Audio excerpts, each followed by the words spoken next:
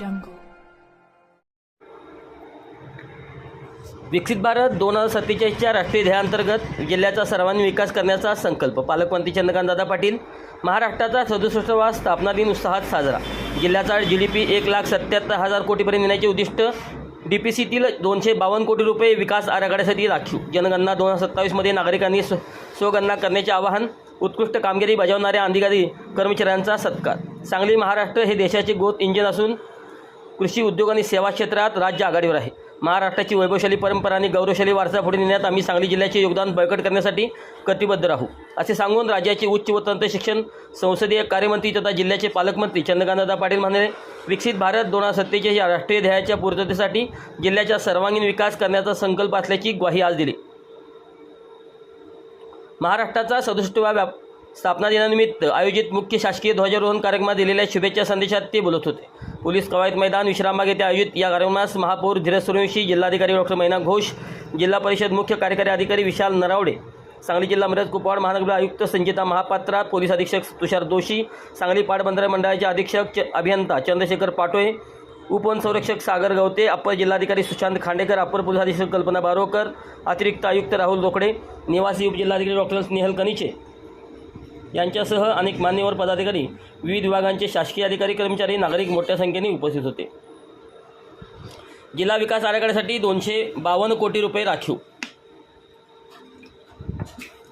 उपस्थितांना महाराष्ट्र दिन व कामगार दिनाच्या शुभेच्छा देऊन पालकमंत्री चंद्रकांत पाटील म्हणाले, सन 2030 पर्यंत जिल्ह्याचा GDP 1,77,000 कोटी रुपयांपर्यंत नेण्याचे उद्दिष्ट आहे. त्यासाठी जिल्हा विकास आराखडा तयार केला आहे. जिल्हा नियोजनमधील 25% निधी या धोरणात्मक कामासाठी राखीव ठेवण्यात आला आहे. गत आर्थिक वर्षात जिल्हा वार्षिक योजनेचा 545 कोटी रुपयाचा निधी 100% खर्च करण्यात आला असून त्यापैकी 185 कोटी रुपये जिल्हा धोरणात्मक आराखड्यातील कामासाठी वापरण्यात आले आहेत.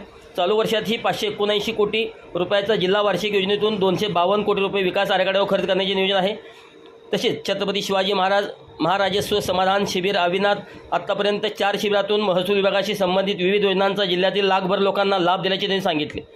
अंमली पदार्थमुक्त सांगली जिल्ह्यासाठी त्रिसूत्री अंमली पदार्थमुक्त सांगली जिल्हा अभियान हाती घेत वर्षभरापासून कायद्याचा धाक, जनजागृती, उपचार ही त्रिसूत्री राबवण्यात येत असल्याचे सांगून जिल्हा नियोजनाच्या निधीतून यावेळी पालकमंत्री चंद्रकांत पाटील यांनी मुख्यमंत्री बळीराजा शेत पानंद रस्ते योजना, महिला व कन्या बाल सबलीकरण अंतर्गत उपक्रम, मुख्यमंत्री रोजगार निर्मिती कार्यक्रम योजना, माझी शाळा आदर्श अंतर्गत 449 शाळांमध्ये AI, रोबोटिक्स आणि व्हर्च्युअल रिअलिटी लॅबसारख्या आधुनिक सुविधा, उपसा सिंचन योजना आदीमधील कामगिरीची नोंद घेत गव्हर्नन्स व माजी वसुंधरा अभियानात उल्लेखनीय यश मिळाल्याबद्दल जिल्हा परिषद यंत्रणांचे कौतुक केले. प्रारंभी पालकमंत्री चंद्रकांत पाटील यांच्या हस्ते मुख्य शासकीय ध्वजारोहण करण्यात आले. ध्वजारोहणानंतर राष्ट्रध्वजाला सलामी देत राष्ट्रगीत व राज्यगीत वादन करण्यात आले.